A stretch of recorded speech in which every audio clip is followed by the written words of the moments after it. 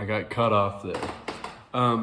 What I was trying to say is that everybody's a heretic within the perspective of multiplicity. I'm a heretic according to Jews. I'm a heretic according to Judaism. I'm a heretic according to various parts of Christianity. Everybody has heterodox beliefs in comparison to other beliefs. And am I worried about it? No. I think that there is an absolute truth that is contained within the mind of God, God being the form of truth itself. However, my mind is different from the mind of God's, and I would love to have God's mind and get as much access to God's mind as I possibly can, but I am limited intrinsically. So if I'm leaving it up to thousands of years of historical tradition, I think that that's a lot better than just coming up with it off the top of your head. That being said, whatever it is, I trust that God will get me to that truth at the time when I'm supposed to have access to those truths. I think that's the best that I can put it right now. As for practice, like I say, I don't have much of a practice other than I'm just learning about all this stuff. And I love thinking deep thoughts and praying. That's my practice for the most part, and trying to remain pure and doing all of the, trying to be as Christ-like as I can. Being a Christian means being Christ-like. Everybody falls short of the glory of God in the end. And so I'm not doing so hot on that front, of course. But as for these other practices and things like that, I'm not practicing Gnosticism. I'm not a practitioner of those things. So am I worried on that front? Absolutely not. But thank you for the question. Matthew Recker asks, have you read Augustine's Confessions? I'm reading it for the first time, and due to my extreme retardation, it's taking a while to grasp. Yes, I've read Augustine's Confessions. I read it a long time ago. I've read through it at one point. There's a really interesting part at the end where he talks about time, which is incredibly fascinating, but it's also just a great story, and his sort of story and his transformation and the phases that he went through. It's a great book. And there's all kinds of things where Augustine references things like Manichaeism, or there's a Persian guy named Mani, and he came up with this idea of sort of taking the Bible, because back then you have to think this is when was Augustine around? It's within the first couple of centuries of the Common Era, and Christianity is not a concrete whole at the point. Okay, these things actually develop regardless of what you may think about that. These ideas aren't just like click, solidified, here's what it is. So all these ideas build on each other, and people have all kinds of wacky ideas. So you have Gnosticism, you have Gnostics like Simonists and different sects of Gnosticism, and you have this guy Mani and Manichaeism, which is this idea that the story of the Bible, it's similar to Gnosticism in some ways, but it says that the Old Testament God, Yahweh, is actually Satan. He's actually the devil. And so he creates man because there's these two elemental forces. There's light, which is the true good, God himself, the form of the good. And then there's darkness and evil, and that's Satan. But within Manichaeism, that's Yahweh. That's the God of the Old Testament. That's why there's all kinds of crazy, seemingly evil stuff happening in the Old Testament, like like God saying that this is a wild take, but the first fruits, the idea of the first fruits and sacrificing the first of every fruit that you may harvest, like the fruit of the fields, the firstborn of your cattle, the firstborn of whatever animals you have, you sacrifice them to Yahweh. You kill them or destroy them in some ways as a sacrifice to Yahweh. But there's an idea about this where that also applies to the firstborn son of your family. Now, some people will say that doesn't really mean child sacrifice. Okay, Jeremiah writes about that and says, well, it was never within God's mind that you should actually kill your firstborn baby as a sacrifice to Yahweh. That never was in what Yahweh wanted us to do, which may suggest that there was some sort of child sacrifice going on to Yahweh in the Old Testament. Okay, there's plenty of academic research to back this up, that this was some sort of practice. And that's also connected with this idea of Moloch, right? In the Bible, it talks about Baal worship and sacrificing to Baal. Baal is an actual sort of a Canaanite god that there were child sacrifices to. But this Moloch is not an entity of itself. It may have been the name of a practice that was child sacrifice to Yahweh. Okay, just throwing that out there. Look into it.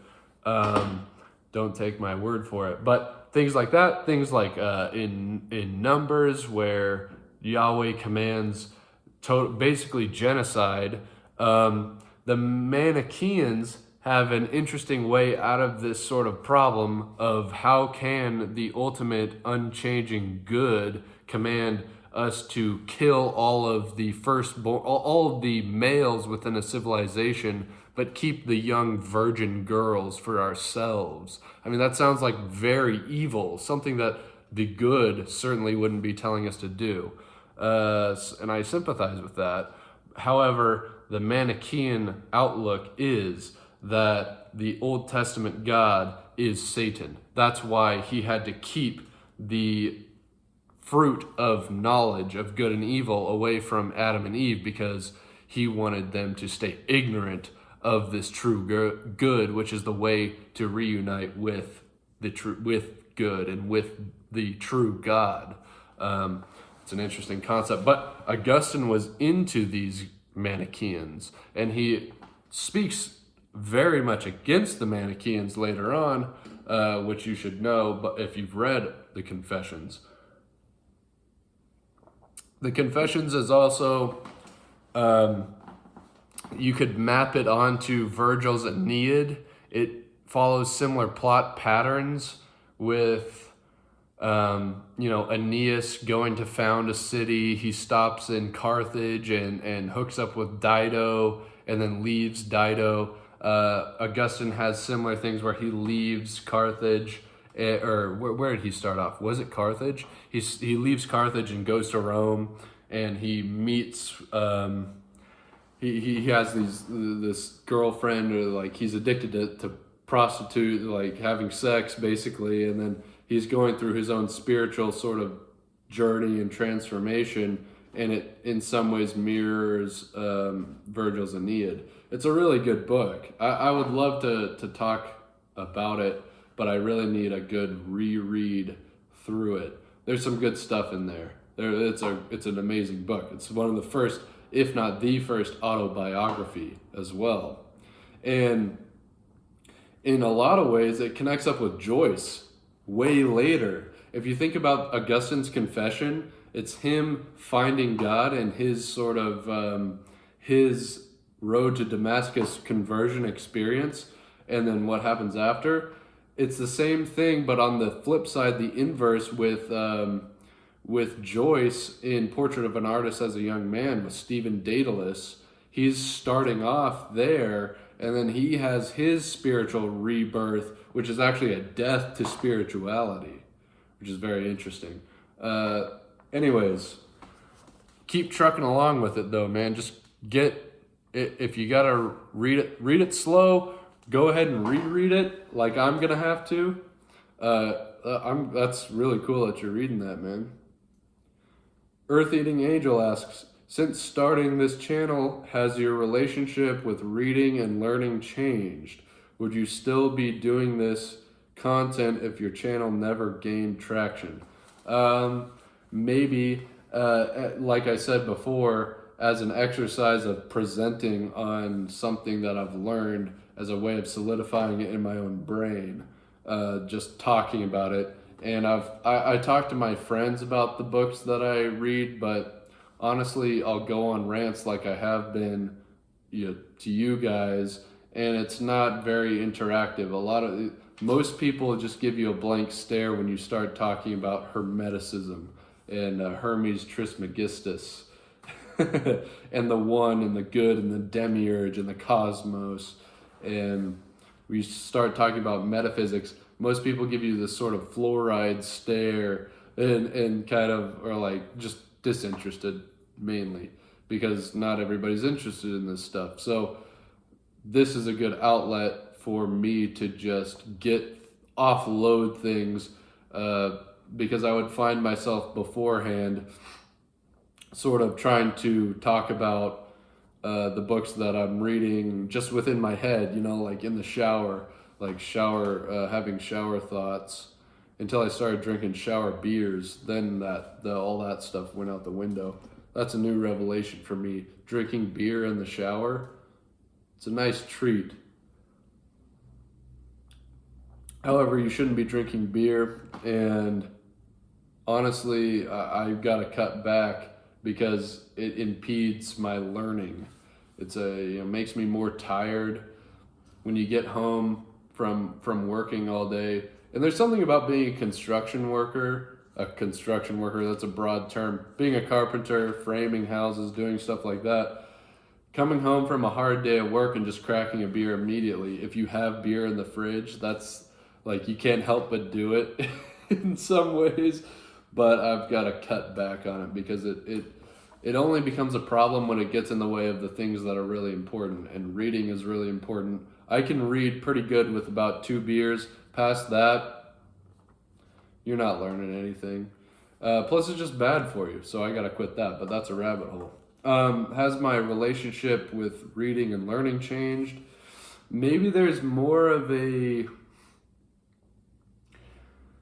in some ways, knowing that people will listen to my ramblings on things is kind of an advocate to keep going, but I think honestly I'm interested enough that I would keep reading and learning anyways because I'm genuinely interested in this stuff. And half the stuff that I've been talking about past Marcus Aurelius and Dostoevsky, I think most of the viewers of the audience doesn't really give a shit because it's something that really probably only interests me and a handful of other people that are, smart fellas. I'm just kidding. If you guys aren't interested in it, I get it. But it just so happens to be what I'm fascinated with, and so I want to talk about it once again as a exercise for myself and just because I got to get it out somehow. So if you're bored by the recent content that's been going out, well, sorry, you're gonna have to put up with it because that's just what I care about. But I'll try to talk about things that you guys want me to talk about. But you're gonna have to put up with some Western esotericism at some, that's just gonna happen.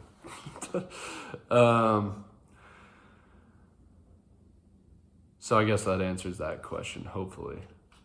My relationship with learning and reading, I think that I've gotten better at reading and gotten better at absorbing information. I think I've gotten I'm quicker to understand things, and part of that is because I've just been doing it longer now at this point than before, but also because I have more grounds to connect things back to. So once the hardest thing is starting to build a foundation. Once you have a sturdy foundation, everything else is a lot easier.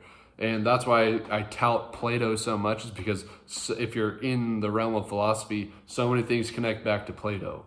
As Whitehead said, the history of Western philosophy are footnotes to Plato. I think that that's true in a lot of cases.